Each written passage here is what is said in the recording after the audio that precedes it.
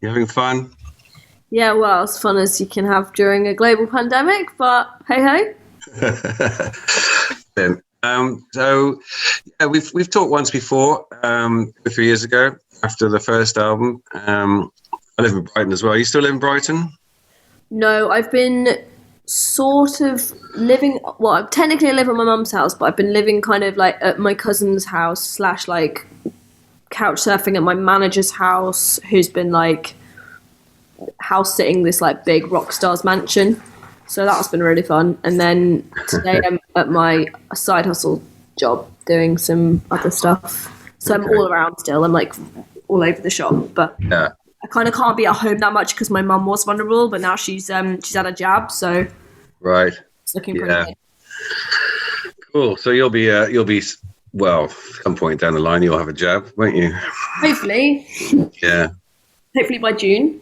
All right, I don't want to sort of bang on about the pandemic and everything because obviously you've got the album, which is, I think it was supposed to come out in January, wasn't it? But it's been put back a little bit to March. And it's fantastic. Really enjoy listening to it.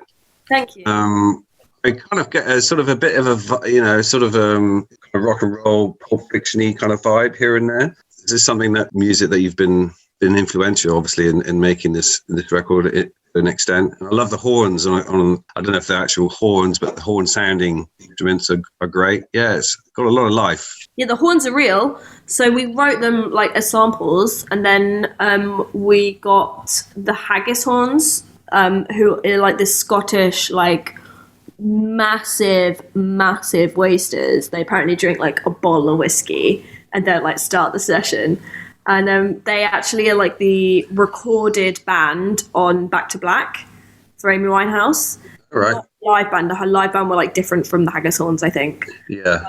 They were fucking awesome. Like, just it felt really like that. I think at that point when the real brass comes in, like the way that the sonics just like jumped up again was just like, oh my god, we've got something amazing here. It's great. Yeah, the Pulp Fiction thing's also like, I think it's just generally like the mood of like Tarantino as a whole.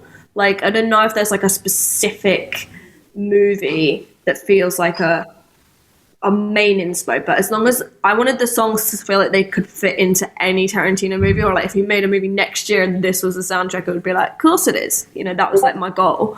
Yeah. But yeah. Glad you like it, dude. It's good stuff. I'd love to hear that live at some point.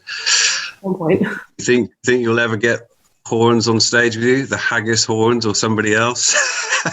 I'm going to play trumpet, so we're still trying to get him to come and do it, but he's just like really shy and won't do it. But just give him a bottle of whiskey, it'll be fine. Yeah. So when was the album made? And was it made before lockdown or was it made during lockdown? Or both? So we started it in October 2019. And we went on tour with Monsters. So we did like a week or 2 weeks in like drum tracking, and then we went on tour with Monsters and Men. And then we came back in, tracked some more, and then we went to like a kind of residential studio, and then did not residential. What do I mean? When it's like the producer's one that he like has all the time, like his own place. Yeah. So it's like one that you rent out to go and do like big sounds, and it's one that you just like produce in. Yeah. Like, kind of post-production studios. That's how we spent most of our time doing it. And like it was just great. Like the whole process was really like, our producer's French, and he just has like the most laid back approach. We would start the session at like 1. We could go until midnight, or we could just like go and have like, there was this Chinese, like Japanese, I think it was, like restaurant on the corner called the Asian Bistro.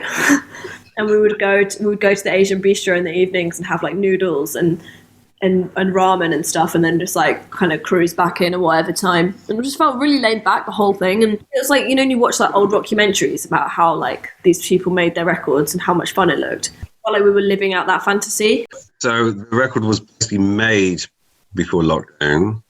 Since then, which is a year now, what have you guys been able to do?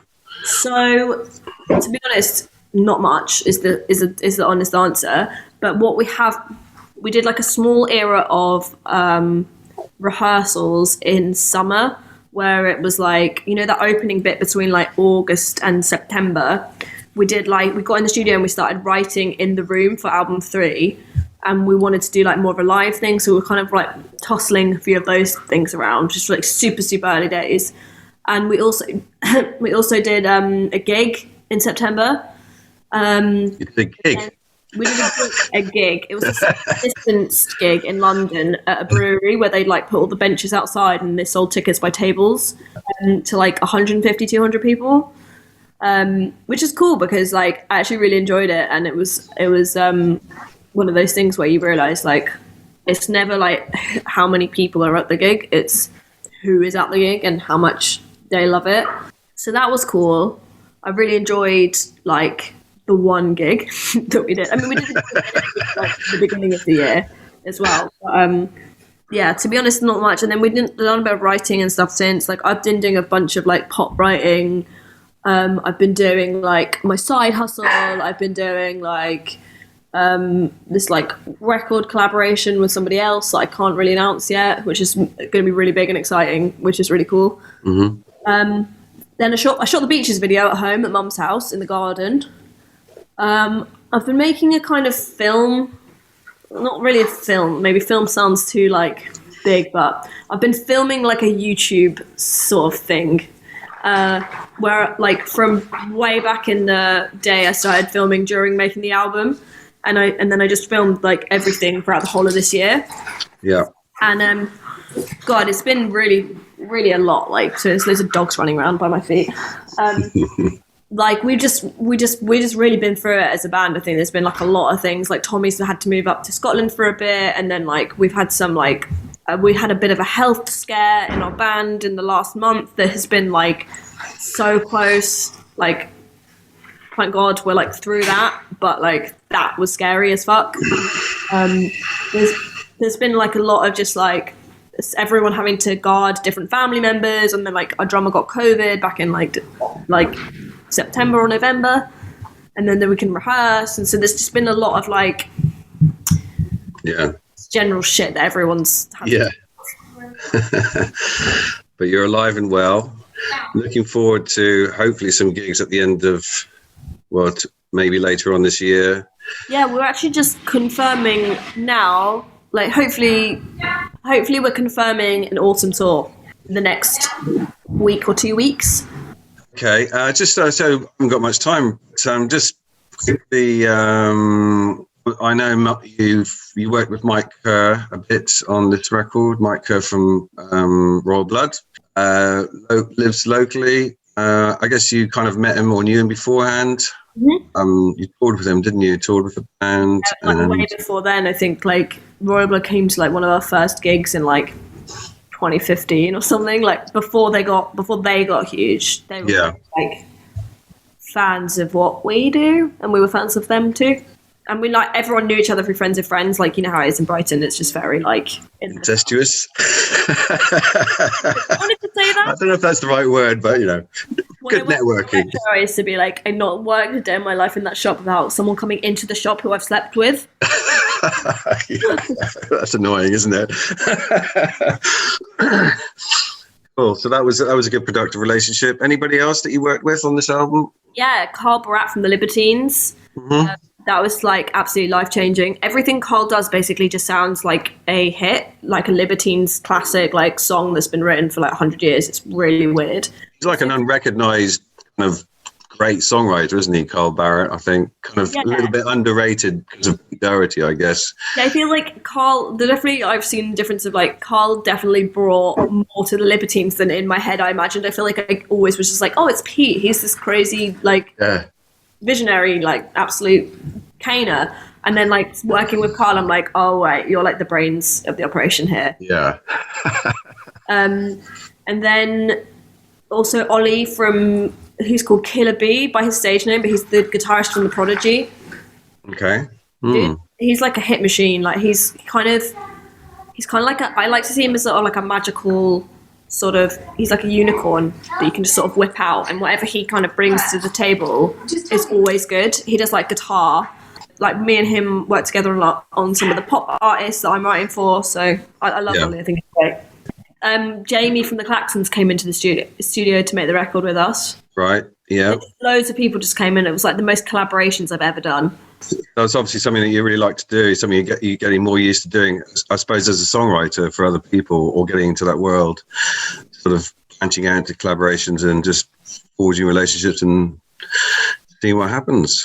Yeah, I feel really lucky that I got to do it on this record. And I think the goal is artistically to be able to make something that you love, and then to also be able to work with your dream people. And like that is something that I definitely feel like really fulfilled, like artistically with. Like I think to work with crazy good people means that you get to learn from them as well. So in terms of the between now and kind of being able to do this thing that you initially wanted to do, which is basically go out and tour, do live shows and things like that, have you got any plans? Do you know what you're going to be doing for the next 2 or 3 months, let's say? There's a lot of live Zooms. There's a lot of signing records, making content, editing my film, maybe acoustic stuff.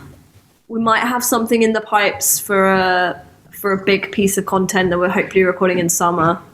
So exciting, but I don't want to get my hopes up about it yet.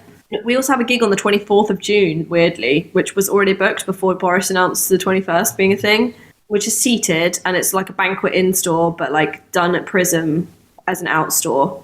Hopefully, I mean, maybe we'll be able to upgrade that to like more people, but we've got a hell of a lot of like production rehearsals to run to get to that point as well. Like we need to get back in the studio and get playing together as a band for like a decent length of time before we can go out and do anything. Okay. Well, thanks very much, Izzy, for taking the time, and great album. Well done. Well done for sticking at it. You know, it's so easy just to go off. You know, when's it going to end? And so yeah, it's light at the end of the tunnel, which is wonderful. So hopefully get to see you on stage real soon. Bye. Bye.